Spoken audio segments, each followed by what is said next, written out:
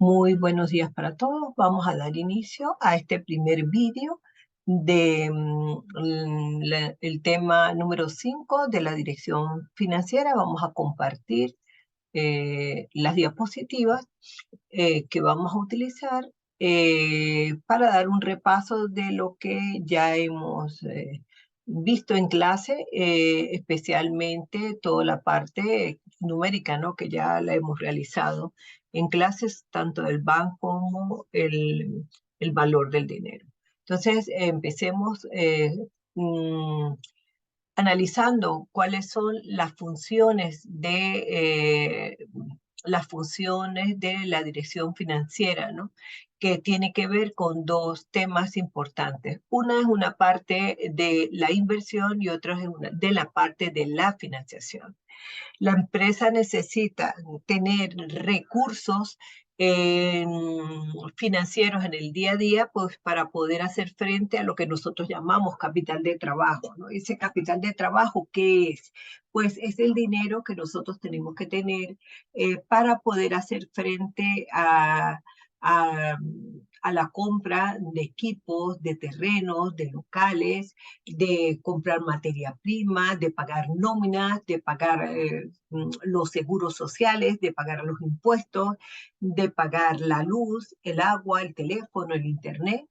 Todo eso es imprescindible que la empresa lo tenga totalmente previsto y muchas veces si es un activo de gran impacto para la empresa, pues hay que analizar los diferentes tipos de inversión que se presentan en el mercado, pues para que la empresa pueda seleccionar la mejor que le conviene o la que más le conviene a él en un momento determinado. Eh, por ejemplo, como lo señala las diapositivas, pues a nivel de producción de esta área productiva, pues se necesita mucha maquinaria, mucha mano de obra, muchos recursos para invertir en calidad. Se necesita la contratación de talento humano, de recursos humanos, para que pueda trabajar en ese proceso productivo. Se necesita también, pues, a ese personal darle formación y se necesita para poder vender nuestro producto, pues que la dirección de marketing o el área de marketing pueda también adquirir pues, las herramientas tales como los software necesarios para poder hacer ellos su trabajo y además pues también necesitan contratar personal para que puedan vender esos productos, ¿no? Pues, no obstante, pues todas estas inversiones que nos parecen como muy obvias, pues necesitan ser financiadas de algún modo. Si la empresa vende lo suficiente como para que sus ingresos cubran sus costes y sus gastos, pues la empresa lo tiene un poquito más fácil, ¿no? Porque no tiene que recurrir a un tercero, sino a través de su financiación propia, pues puede hacer frente a todas estas necesidades que tiene la empresa para poder funcionar en el día a día. Pero sea de alguna forma o de otra, los recursos financieros siempre tienen un coste que la empresa debe evaluar para cometer la inversión. Si yo necesito en la empresa un coche, yo necesito evaluar qué tipo de coche tengo que comprar, cuánto tengo que pagar por ese coche mensualmente y si estoy en capacidad de generar ese dinero para pagar ese coche. Pues y si al yo adquirir ese coche, pues de alguna manera me va a cubrir o me va a beneficiar esa inversión y eso se va a ver reflejado en nuestros estados financieros. La empresa pues tiene esta área específica de la dirección financiera. Muchas veces en algunas empresas se llama dirección administrativa y financiera y en otras simplemente se llama dirección financiera pues es la que se encarga de buscar esas soluciones a las decisiones de inversión y financiación, por lo que tratará de dar respuesta a preguntas tales como qué alternativas de inversión se presentan en cada una de las áreas funcionales de la empresa y cuáles son esas áreas funcionales. Pues ya sabemos qué es producción, qué es recursos humanos, qué es control de calidad, qué es I+D, qué es marketing, qué es comercial, qué es ventas, qué es compras, que es logística y que también cuáles son esas alternativas que contribuyen en mayor medida a la creación de valor. Yo no puedo hacer inversiones que no me generen valor en la empresa.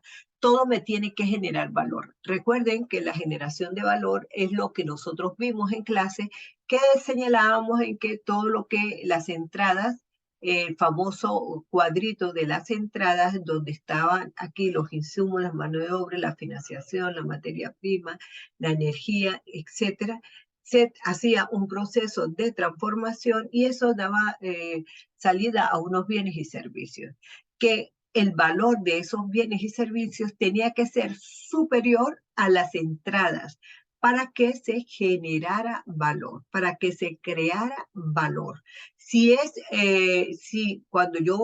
yo invierto 20 y resulta que saco 10, pues estoy perdiendo 10 y eso no es lo que le conviene a la empresa. Entonces, si yo invierto 20, al menos yo tengo que aquí sacar 30 y ese 10% es lo que nosotros, ese 10 es lo que nosotros decimos que la empresa ha creado valor.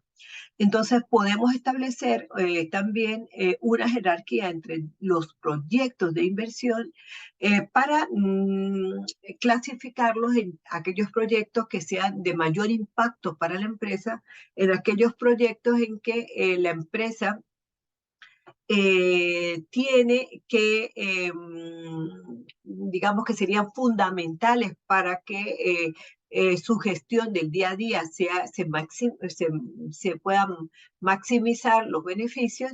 Y hay una pregunta que siempre los CEOs de las empresas le hacen a los directores financieros, es ¿cuánto dinero necesitamos mensualmente? O sea, ¿cuál es nuestro capital de trabajo? También le pregunta el CEO al director financiero, oye, ¿cómo vamos a conseguir el dinero para financiar las inversiones? ¿Y cuál es el coste de ese dinero? Porque él me puede decir, no, sí, lo vamos a pedir al banco, sí, pero si el banco tiene unos intereses del 25% y yo, como los hemos visto en clase, en los ejercicios, el valor del dinero, eh, que si yo pido 1.200.000, estoy pagando hasta 3.800.000 por ese préstamo, pues tenemos que analizar ese coste y determinar si realmente es lo que quiere la empresa y cómo podemos minimizar el coste de nuestra financiación. O sea, cómo podemos nosotros negociar con el banco para que ese coste de financiación sea menor. Entonces, la dirección financiera se encarga pues de esa toma de decisiones sobre inversión y financiación. La dirección financiera debe ayudar a evaluar las alternativas de inversión y la necesidad de financiación para alcanzar los objetivos que la empresa se ha marcado, porque cuando la empresa establece unos objetivos, como por ejemplo aumentar la cuota del mercado, eso no se aumenta solito porque yo digo voy a aumentar la cuota del mercado de un 5 a un 10%, mis clientes van a llegar gratis. No, yo tengo que hacer inversiones para poder atraer a esa cuota de mercado que en este momento no son mis clientes, pero que yo quiero que sean. Y para yo poder enamorar a esos clientes, pues yo tengo que hacer unas inversiones. Se acepta como objetivo general de la empresa la maximización del valor para sus accionistas. Esto es fundamental, porque los accionistas no ponen en riesgo su dinero solamente para decir que tienen una empresa. No, los accionistas ponen en riesgo su dinero, como ustedes ya lo han visto en el tema 1 y 2 de esta asignatura, que lo ponen también porque quieren ganar y quieren ganar más dinero de lo que esa inversión, ese dinero le va a rentar en un banco. Entonces, si ellos están poniendo en riesgo en la empresa su capital, pues lo máximo, digamos, lo ideal sería que pues ese valor se maximizara para ese inversionista o para ese accionista. También la dirección financiera se ocupa realmente de dos grandes puntos. Las decisiones de inversión, que es identificar los proyectos de inversión más atractivos para la empresa, de evaluar y jerarquizar los distintos proyectos de inversión de la empresa, es decir, poner los grados de importancia, el de mayor importancia primero y que tiene que ver con la supervivencia de la empresa, y el último que tiene que ver con ya con un crecimiento, con una mejora de algunos de los procesos, están detallados de esa manera. También se ocupa de las decisiones de financiación, estima el dinero necesario para acometer todos los proyectos, todos los gastos, todos los costes de la empresa para hacer frente a esos costes, y decide cómo obtener este dinero, si voy al banco A o al banco B o al banco C, o si pide una derrama a los accionistas de dinero o para hacer inversiones. Lo que sí debe tener claro el director financiero es que hay infinitas inversiones que la empresa puede hacer, pero que el dinero es finito, la financiación es finita. Entonces, a pesar de que yo tengo un abanico gigante de inversiones, tengo que tener claro que yo no puedo hacer frente a todo ese abanico y que tengo que seleccionar porque mis capacidades de financiarlas son finitas. Entonces, ¿qué es lo que llamamos nosotros economía financiera? Pues economía financiera es una disciplina científica que tiene por objeto de estudio los problemas económicos que se plantean en empresas.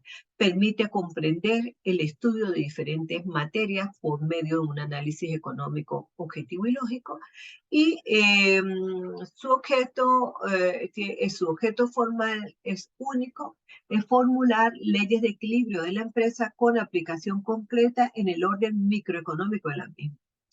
Pero, ¿qué significa este objeto formal único? La de formular leyes de equilibrio de la empresa.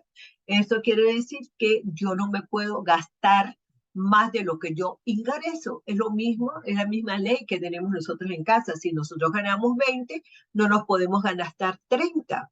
Si nos ganamos 20, tenemos que gastarnos un 25% de ese ingreso, porque tenemos nosotros que guardar para las dificultades del futuro, sobre todo relacionadas con la salud. En este mismo caso sucede en las empresas, solamente que no hablamos de una salud humana, sino de una salud financiera que debe tener la empresa.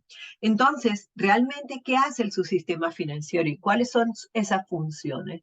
La función de la dirección financiera es determinar qué dinero hace falta. Eso es fundamental. O sea, yo tengo que decirle como director financiero al CEO, mira, mensualmente yo necesito de tantos millones para poder o de tantos miles de euros para yo poder hacer frente a todas las necesidades que tiene la empresa de financiación.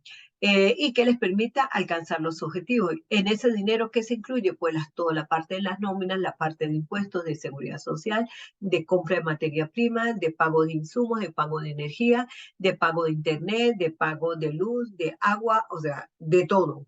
Eh, También él tiene que decirle al CEO cómo vamos a conseguirlo. Entonces debe seleccionar y evaluar las fuentes de financiación, es decir, determinar la estructura económica financiera de la empresa. Eso es por lo cual le pagan al director financiero. Y también si tenemos excedentes, digamos que es una empresa que nos va muy, muy bien, y luego de pagar nuestros costes y nuestros gastos, nos sobra algún dinerillo, pues podemos invertirlo. Entonces, ese dinero que vamos a invertir, pues podemos evaluar las diferentes opciones que nos ofrece el mercado para que nos rente ese dinero mientras la empresa lo necesita. Entonces, la dirección financiera es la disciplina que estudia todas las actividades relacionadas con la toma de decisión sobre la captación y administración de fondos financieros de la empresa. Toma decisiones relativas a la inversión, a la financiación, a la estructura de capital y a la gestión de capital. Trata de dar respuesta a las siguientes cuestiones sobre cuáles son los proyectos de inversión más atractivos, pero no atractivos porque a él le gusten, sino atractivos porque económicamente, luego del análisis, de su análisis con alguna de las herramientas que vamos a ver más adelante, eh, les determina que son las más atractivas para la empresa y que le van a generar mucho más valor económico a la empresa. ¿Cómo puede evaluar y jerarquizar los diferentes proyectos de la empresa? ¿Bajo qué criterio los va a hacer? ¿Cuánto dinero necesito? ¿Cómo y dónde puedo obtener ese dinero? Entonces, como podemos ver, la dirección financiera es, digamos, el salvavidas que tiene la empresa para determinar su salud financiera, así como nosotros cuando vamos al médico, que ya nos hacemos un chequeo para saber qué tan buena salud tenemos, pues de lo mismo hacemos aquí. Solamente que ese médico es el director financiero quien se encarga de evaluar el estado de salud de la empresa y determinar qué debe hacer para mejorarla. Entonces, el director financiero debe elevar al máximo el valor de la empresa, optimizar sus fondos financieros, evaluando los diferentes proyectos de inversión disponibles y elegir los mejores proyectos de inversión, determinar cómo va a financiar los proyectos elegidos y decidir la estructura óptima de capital y decidir la mejor gestión de la liquidez. Luego, la inversión, por tanto, es un acto mediante el cual se produce el cambio de una satisfacción inmediata y cierta a la que se renuncia, contra la esperanza que se adquiere y de la cual el bien invertido es el soporte. Esto ya lo dijo Macé en 1963 y hoy en día está más vigente que nunca, ¿no? Porque aquí lo que decimos es que, bueno, que la inversión es un acto que es muy serio y que produce en la empresa una satisfacción, pero que en el momento en que yo invierto en un proyecto, pues se me produce una satisfacción de lo logré hacer, pero luego tengo que saber que tengo que renunciar y que tengo que tener un plan para poder yo hacer eh, frente a los pagos que me están originando esa inversión. Entonces, por lo tanto, el acto de invertir, en el acto de invertir interviene pues un sujeto que invierte, un objeto en que se invierte, el coste que supone la renuncia a una satisfacción inmediata y la expectativa de recompensa en un futuro. Claro, porque yo no puedo decir que mi proyecto ha sido exitoso hasta el momento en que yo termine de pagarlo, porque mientras yo no lo pago, yo tengo aquí en el cuello digamos, el hacha de la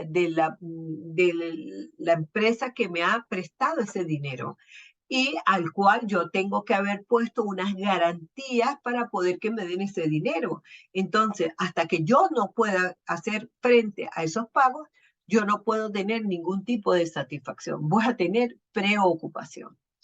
Entonces, la inversión es la dedicación de unos recursos financieros a la modernización y expansión de los bienes y activos de la empresa cuando existe expectativas de obtener un beneficio futuro. Fíjese que yo invierto hoy para tener unos beneficios mañana.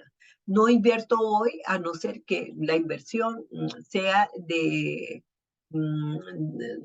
una, digamos, de un tipo que yo pueda tener un retorno de esa inversión inmediata, cosa que son muy contados los casos y poco existe.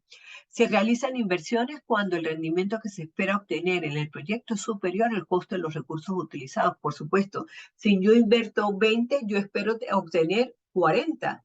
No, si yo invierto en 20, no puedo esperar obtener lo mismo 20 o 18, porque estoy perdiendo dinero. Entonces le está costando un dinero más a la empresa y esa mala decisión puede llevar a la empresa a una quiebra y a un no retorno. ¿Qué es ese no retorno? De que la empresa después no se pueda recuperar y termine cerrando sus puertas. Entonces, desde los diferentes puntos de vista en la definición de inversiones, de acuerdo a Suárez 98, Hay varios tipos hay varios puntos de vista. Hay un punto de vista jurídico, que es el acto consistente en la adquisición de elementos que constituye el patrimonio. Un punto de vista financiero, que es la colocación en el mercado financiero de los excedentes de renta no consumidos, que era lo que yo le decía: si yo tengo muy buenos ingresos, yo pago todos mis gastos y me sobra un dinerito, pues yo ese excedente lo puedo poner a rentar. Tengo un económico, que es la afectación de los bienes económicos a tareas productivas, y se produce cuando se adquieren bienes con el fin de producir otros bienes.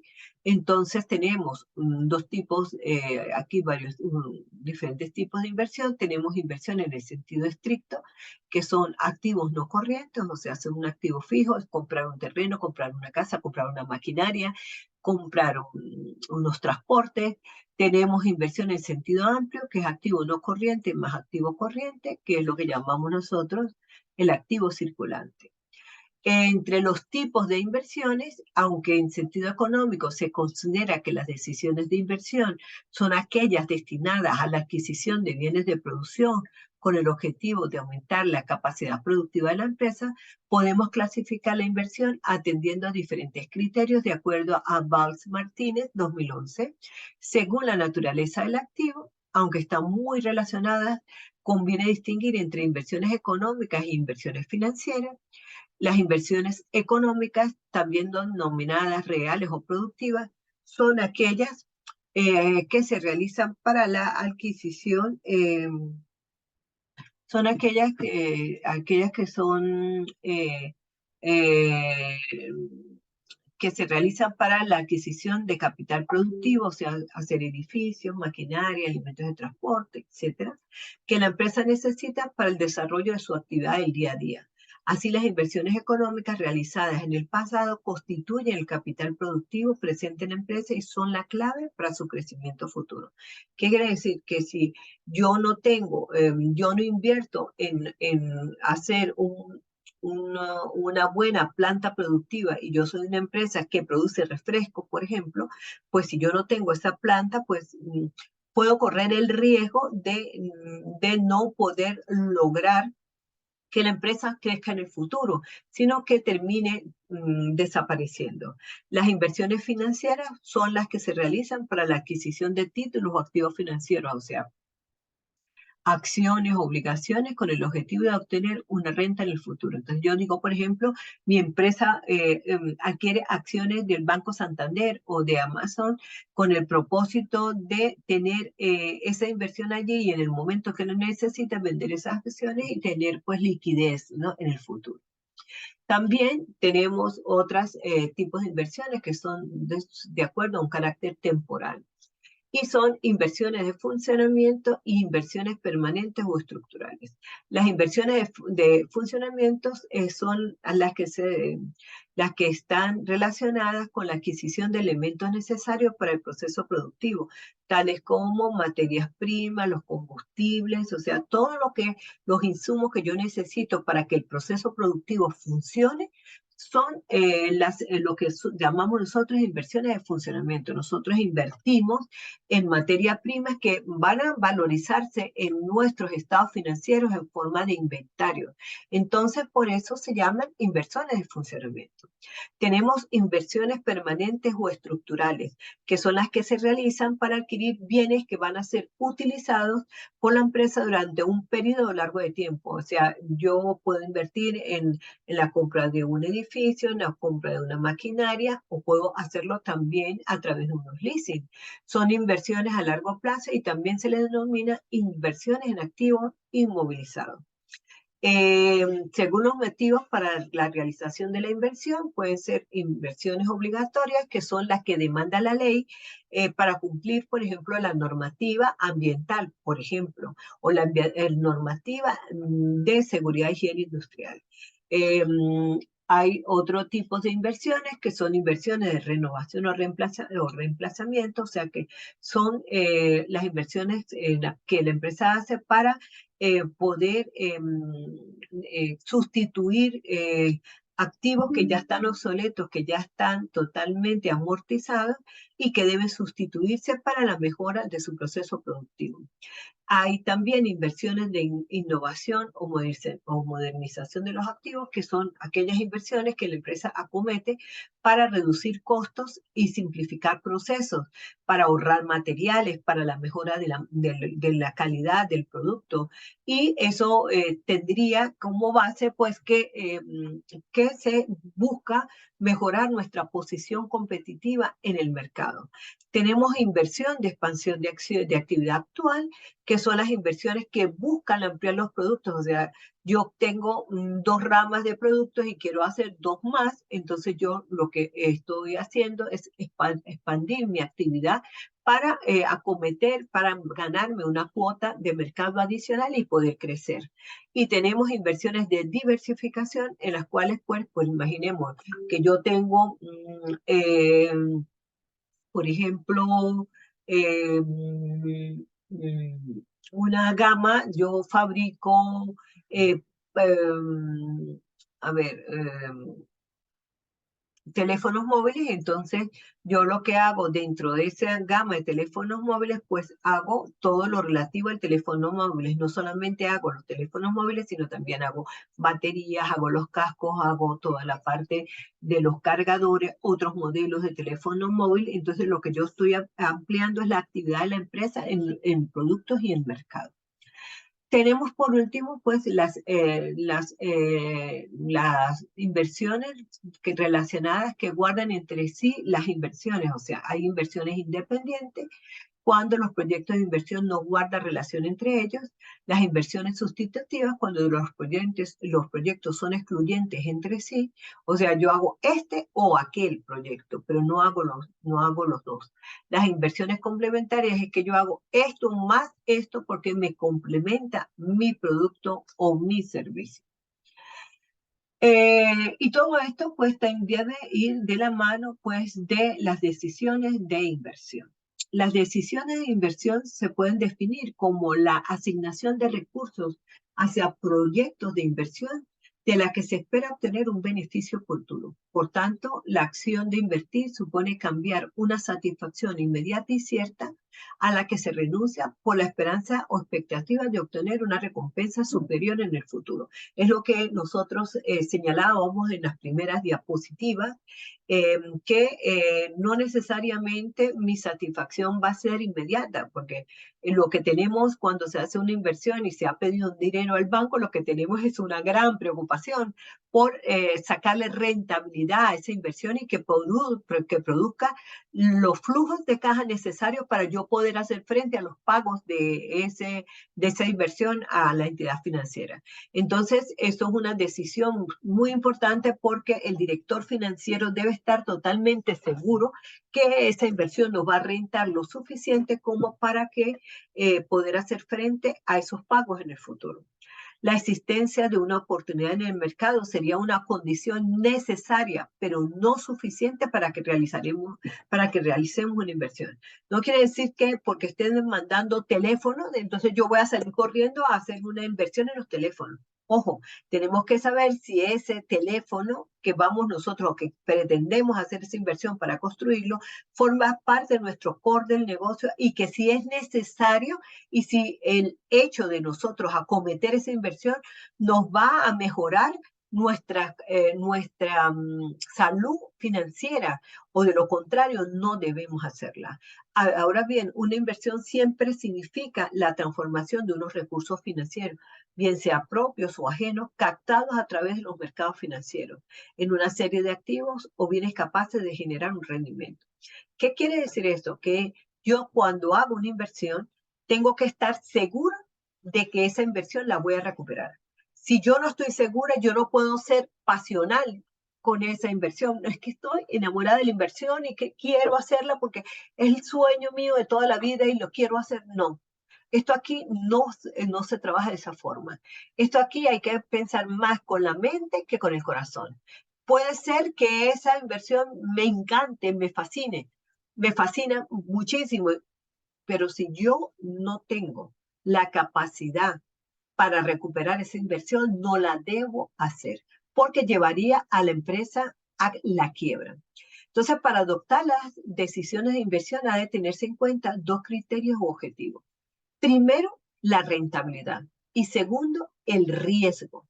La rentabilidad se refiere a la relación entre la cantidad de flujo de cada diferencia entre los cobros y los pagos en un periodo que recibirá el inversor en el tiempo y la cuantía del desembolso en el momento de la inversión, momento cero o inicial.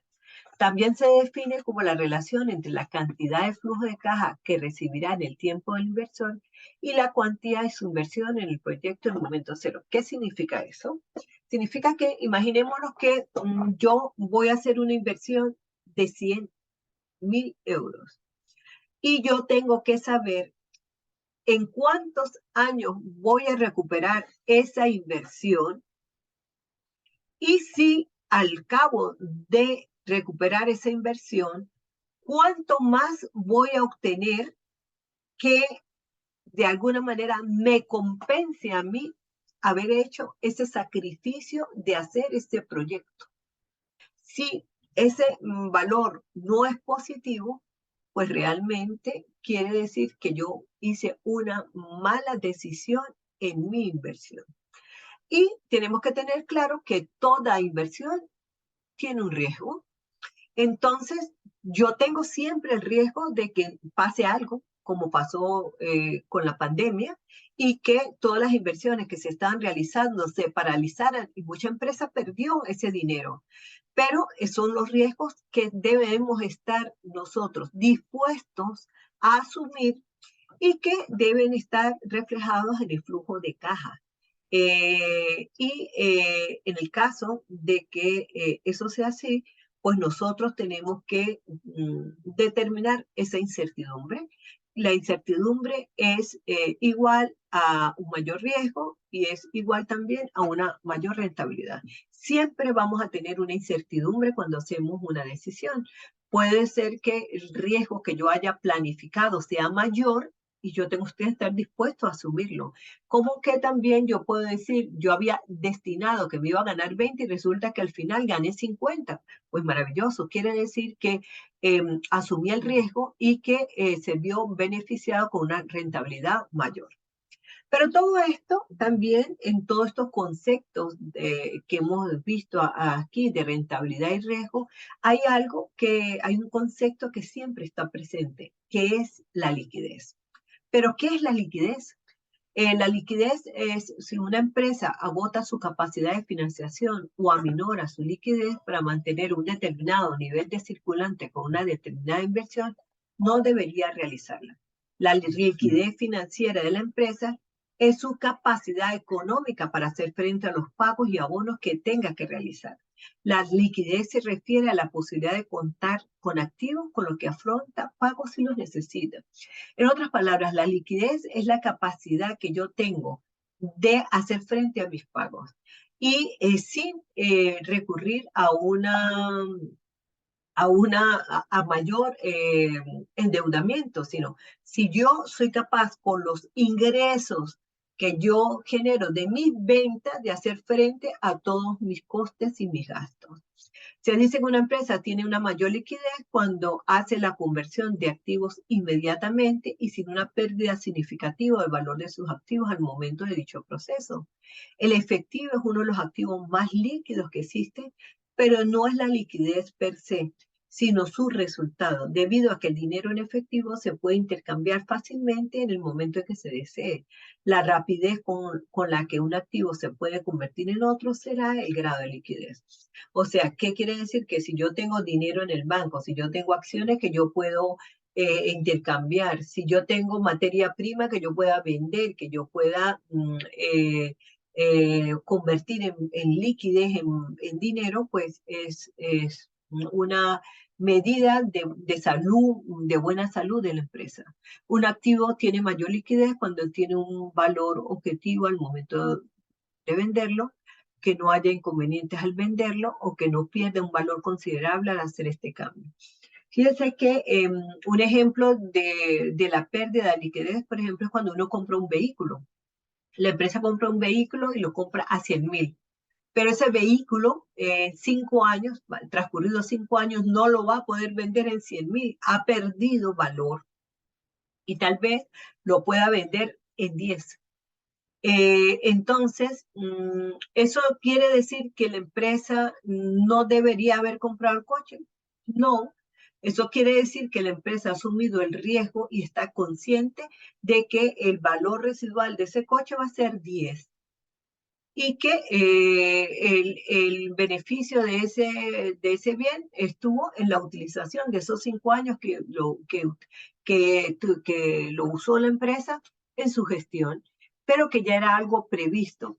Pero ¿qué pasa cuando, por ejemplo, yo compro acciones y entonces resulta que yo las compro a 20 y la empresa de la cual yo compré esas acciones ha tenido una mala gestión y resulta que en el momento de la venta es 5. Allí sí he perdido un valor considerable y eso que yo tenía en libros que me costaba 20, pues cuando yo lo vaya a vender ya me cuesta 5 y ya tengo una pérdida de 15 en mis estados financieros. Eh, yo debo tener unas condiciones para la toma de decisiones. En este caso está el ambiente de decisión. Tiene que tener primero un ambiente de certeza, ¿no? Se conoce que es que yo conozco todo lo que va a ocurrir en el futuro. Esto es, sinceramente, una falacia, ¿no? No siempre nosotros podemos conocer lo que va a pasar en el futuro, ¿no? Entonces, es muy difícil que eso podamos nosotros de alguna manera valorarlo. Aquí en esta diapositiva que ustedes tienen, puedes ver un ejemplo de ese ambiente de certeza. Tenemos también un segundo factor que son la hipótesis de riesgo o incertidumbre parcial. En la situación, esta es más de lo que sucede, esto sí es lo que sucede en el día a día. Es una situación en la que nosotros no sabemos el riesgo o la incertidumbre que pueda originar algún tipo de las decisiones que toma un director financiero y se juega mucho con la probabilidad, ¿no? Entonces aquí en este tipo, digamos, de decisiones se trabaja mucho con la teoría de los árboles de decisión, ¿no? Que nos permite de alguna manera pues tomar decisiones tomando en cuenta la probabilidad de ocurrencia. Tenemos también en otro punto, que es el ambiente y incertidumbre total, ¿no? Pues aquí es también, después de la pandemia, pues fue lo que sucedió, ¿no? Desconocíamos absolutamente todo lo que podía pasar, ¿no? No sabíamos cómo analizar esos diferentes escenarios y ya pues a, se empezó a trabajar con el gerente, pues trataba de optimizar y maximizar al máximo los posibles resultados. El gerente, por otra parte, hubo un grupo de gerentes que eran muy pesimistas, entonces maximizaba al mínimo de resultados posibles porque le daba miedo tomar una decisión que impactara en el negocio y después tuviera un no retorno. Había otro tipo de gerente que era el que se basaba en el coste de oportunidad, en que el gerente, el que quería minimizar su máximo arrepentimiento, o sea que él prefería decir si estaba en una gasolinera y en la gasolinera se vendía leche, entonces lo que hacía era subir el valor de esa leche en la gasolinera para que ese coste de oportunidad subiera y pudiera de alguna manera pues minimizar el arrepentimiento de no haber hecho una inversión de otro tipo en la empresa. Pero aquí sucede y aparece un concepto que es muy importante, que es el coste de oportunidad. El coste de oportunidad es el coste de la alternativa a la que renunciamos cuando tomamos una determinada decisión, incluyendo los beneficios que podríamos haber obtenido de haber escogido la opción alternativa. El coste de oportunidad son aquellos recursos que dejamos de percibir o que representa un coste por el hecho de no haber elegido la mejor alternativa posible cuando se tienen unos recursos limitados, generalmente dinero y tiempo. El término coste de oportunidad también es denominado como el valor de la mejor opción no seleccionada. Por ejemplo, imaginemos que tenemos 10 euros y tenemos varias alternativas para gastarlo. Ir al cine, dar un paseo por el parque y ahorrarlos. o ahorrarlos y cenar fuera. El coste de oportunidad va a ser el beneficio que nos podría reportar la alternativa a la que hemos renunciado, fundamentalmente la de mayor valor. El coste de oportunidad se utiliza en el ámbito financiero y económico como una buena forma de evaluar y cuantificar inversiones cuando tenemos varias alternativas posibles y unos recursos limitados. En el campo empresarial, el coste de oportunidad supone un elemento importante objeto de estudio, ya que supone una de las mejores formas de seleccionar inversiones, no por la rentabilidad a corto y mediano plazo, sino sobre todo porque el coste de oportunidad se basa en la rentabilidad futura, en los beneficios aportados que puede reportar cada inversión.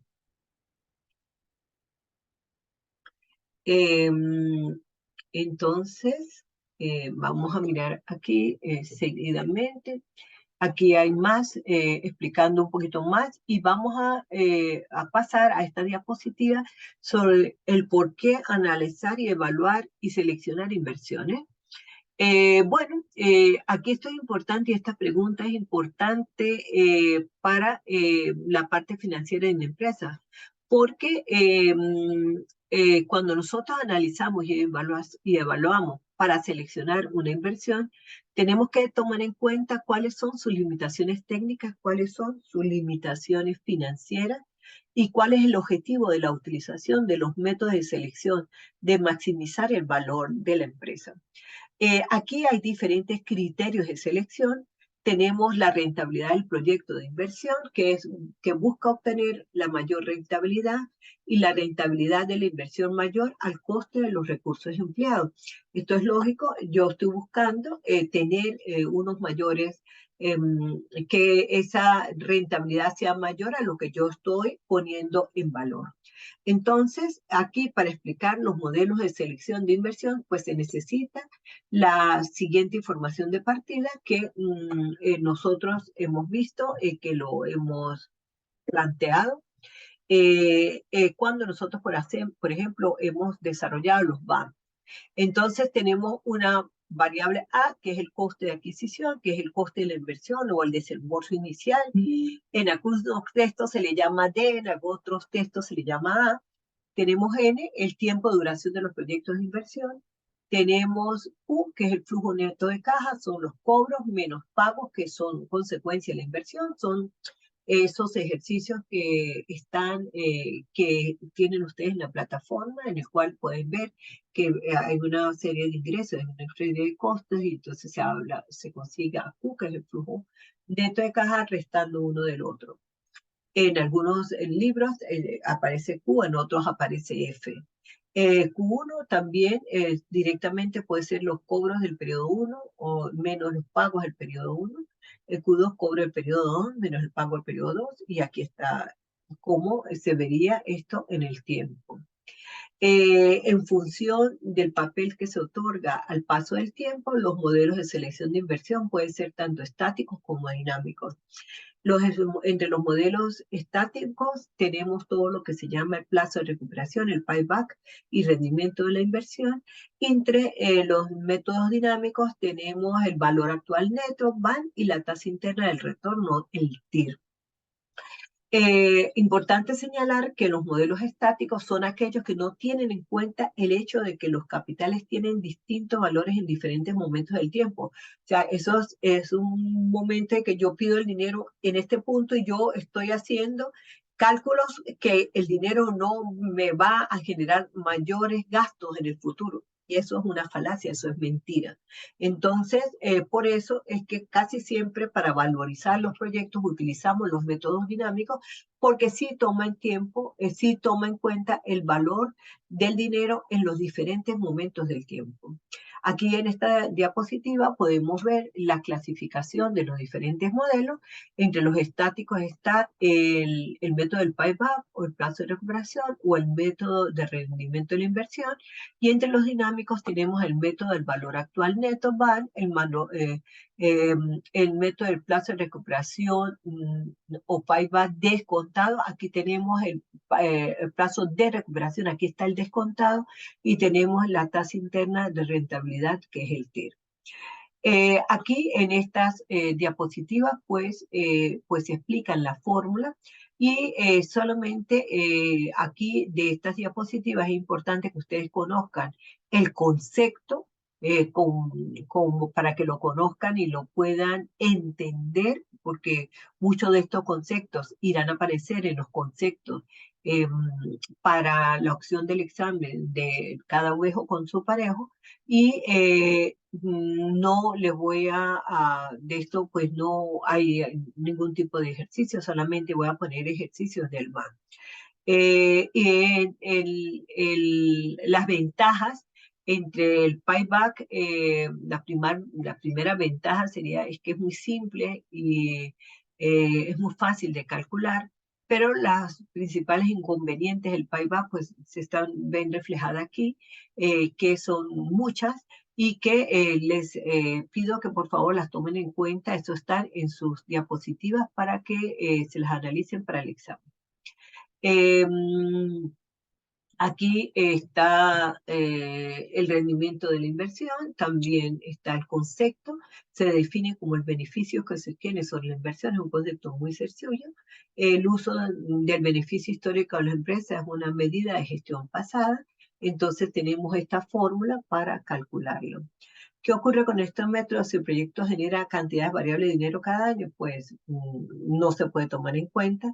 Y este es uno de los errores que tiene precisamente esto. Aquí tiene un ejemplo de lo que es el payback, que no son los ejercicios tal cual que les dije que no iba a poner el examen.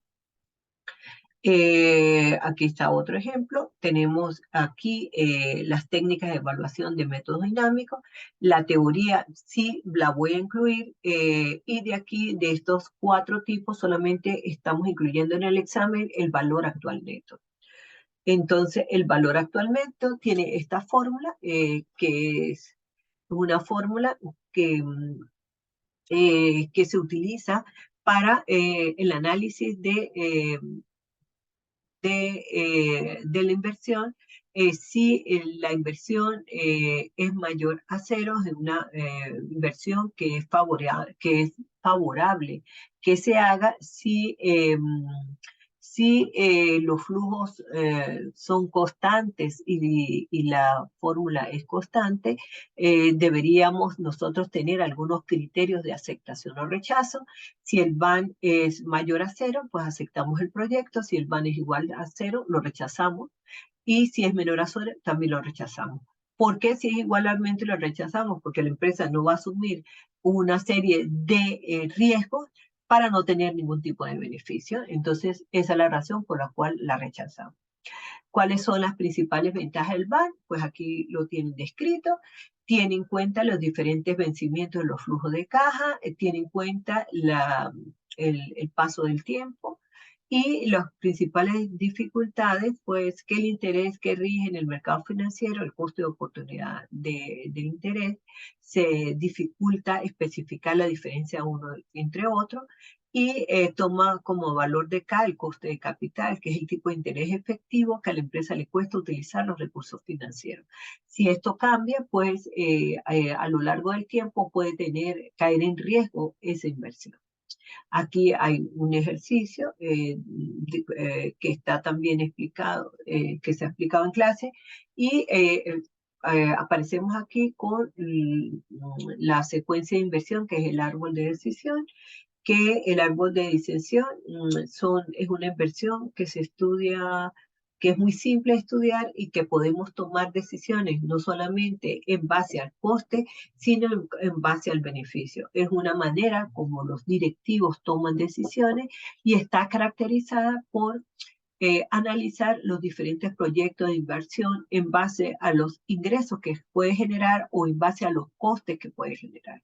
Son 2 formas distintas de tomar decisiones y que se pueden analizar eh, a través de unos cálculos y de elaborar un árbol secuencial que está también de alguna manera afectado con la posible probabilidad de ocurrencia de una alternativa u otra. Aquí, pues, en el árbol de decisión aparece unos nudos decisionales que representan el conjunto de alternativas que tiene la empresa y cuya elección depende de la propia empresa. Aparecen unos nudos aleatorios que son las diferentes probabilidades con que pueden manifestarse la realidad y los estados de la naturaleza. Esos árboles de decisión, pues el árbol de decisión tiene su forma, es un cuadrado. Los nodos de acontecimientos aleatorios se representan por un círculo. La rama para las diferentes alternativas se presenta con una línea continua y la posibilidad de ocurrencia o no del acontecimiento se representa con una línea discontinua.